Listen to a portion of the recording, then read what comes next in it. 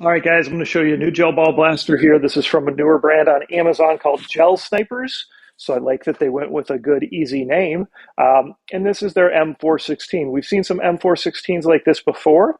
However, this one, I have already tested it, and it is seeming to work fine. So it's got a magazine that's not powered, and but it has worked, at least in my initial tests. And there's a couple things I want to touch on with that.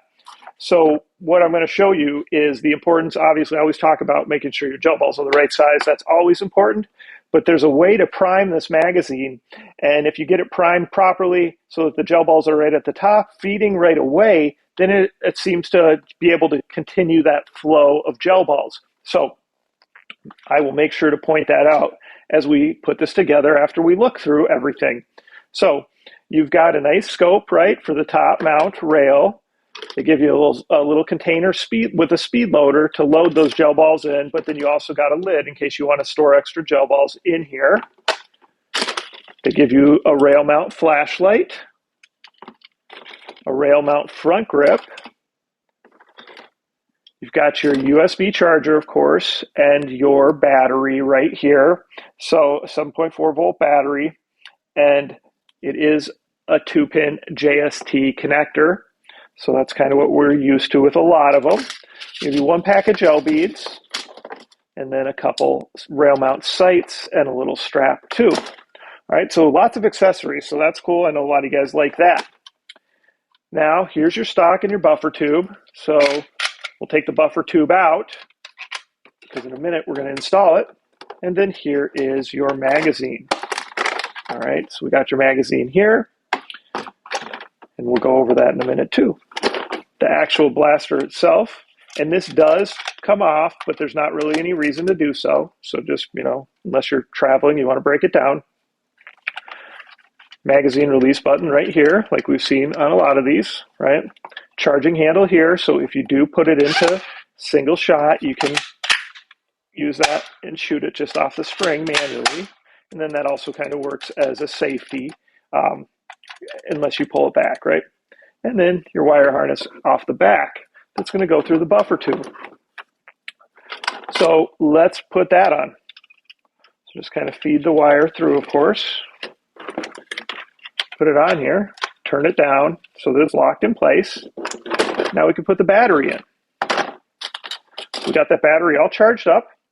What I always recommend is battery down first, and then plug it in and find the spot for the harness if you can. If you can do it this way, I think it's always better because that way you're not going to worry about ripping the harness out if it gets snagged on something, because that's actually kind of the end you're pulling it on. All right, so we got that in there. I'm going to push down this button on the stock, line it up, and then push it in. You may need to give it a good push here. There we go. All right, so just give it a good push. All right, we're in all the way. And then if you want to adjust it out, it will lock into place as you pull it out, right? So it's locked into place there. All right, so we've got that set up. Let's give it a test. It's on safety or single shot. We'll turn it over to automatic. All right, it's working good. So we got that set up. Let's start looking at these accessories. For your scope, this one has a little button you push. And push that button, slide it into place.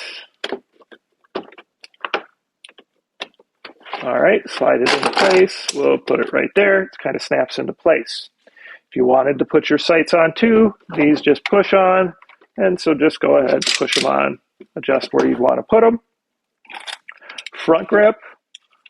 This one actually has a screw in it, so you can just adjust that to widen it a little bit to get it on the rail. And then we can tighten it down. So depending where you want to put this, then that can dictate where you put the flashlight. So if you've got room and you want to put the flashlight here, you can do so. And then that just screws down as well. Or you could use one of these side rails or the top rail. I mean, it really is just for cosmetic purposes. So whatever you like best, you can do. So we got that all set up. So let's talk about the gel beads. So gel beads, it's very important to soak them for, I always say 4 to 6 hours. Use plenty of water in a large enough container. They're not going to grow too big. Drain the water out. I store them in these containers. They've got lids. When they're fully grown, you can go ahead and leave them for usually up to a couple weeks if they're in airtight containers. Never store gel balls in the magazine, okay?